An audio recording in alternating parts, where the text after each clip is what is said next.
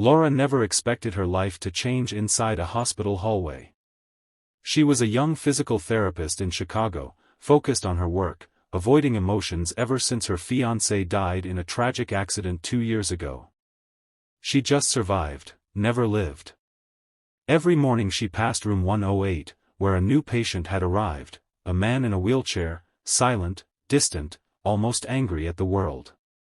His name was Ethan Cole, a decorated firefighter who lost the ability to walk after saving a little boy from a burning building. He saved someone's life, but his own life felt over. When Laura first met him, he refused therapy. He didn't want help. Didn't want sympathy. Didn't want hope. But Laura saw something in Ethan's eyes, someone who once fought for others, now fighting his own pain. So she didn't ask him to walk.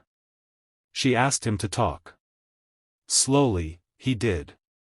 His first step wasn't physical, it was emotional.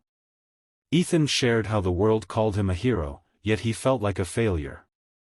The little boy survived, but Ethan feared he may never stand again. Laura listened quietly, holding her own pain inside. She knew the feeling of losing yourself even while still breathing. Weeks passed, sessions continued. Little movements. Small improvements.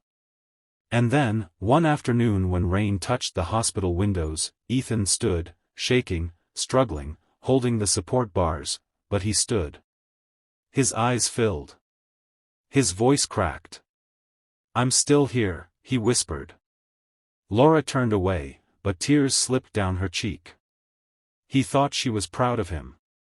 He didn't know she was breaking inside.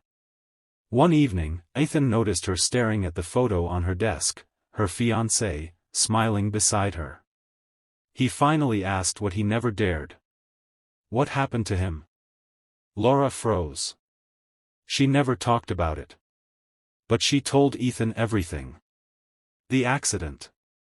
The silence afterwards. The loneliness. The endless nights where she blamed herself.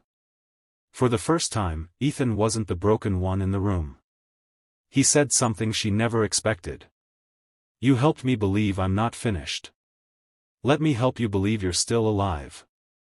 Those words healed something she didn't know still existed. Ethan learned to walk again, slow, painful, determined. And every step reminded Laura that life could move forward too. On the day he finally walked without support, the entire therapy ward clapped, but Ethan looked only at her. "You helped me stand up," he said softly, "now let me help you live again." Days turned into months, therapy turned into friendship turned into something neither expected, hope. He didn't ask her to forget her past. He asked her to let her heart breathe again. On a warm spring afternoon, Ethan walked out of the hospital on his own feet.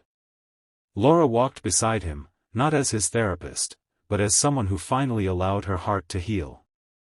As they stepped into sunlight together, Ethan held her hand gently. She didn't pull away. For the first time in years, she smiled. Not to hide her pain, but to welcome a new tomorrow.